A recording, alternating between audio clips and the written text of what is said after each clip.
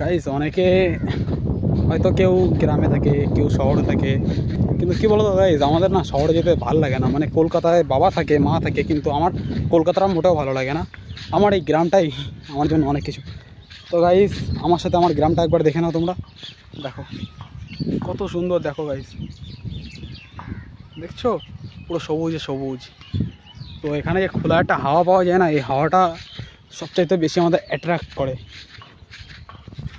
আর আমি যেহেতু সামনের ক্যামেরা থেকে এখন ভিডিও করি, কারণ পিছনের ক্যামেরা আমার স্ট্যান্ড খারাপ হয়ে গেছে, যার কারণে আমি সেলফি স্টিক বলো, স্ট্যান্ড বলো, তার জন্য আমি পিছনের ক্যামেরা থেকে ভিডিও করতে পারি না। দেখেছো, দেখো গাইস পিছনে কলা বাগান, আর ঠিক তার পিছনে ওই যে দেখতে পাচ্ছ, ওই যে ওইগুলো সব আখ বাগান। আর বেশিরভাগ সময় আমরা এই দিকটায় থাকি, কারণ এই দিকটা এতটা পরিমাণে হাওয়া আসে না গাইস, তোমাদের আর কি, তোমরা বুঝবে না, যারা গ্রামে থাকো তারাই বুঝবে। কারণ গ্রামে থাকার ফিলটাই আলাদা বস, আলাদা লেভেলের হয়।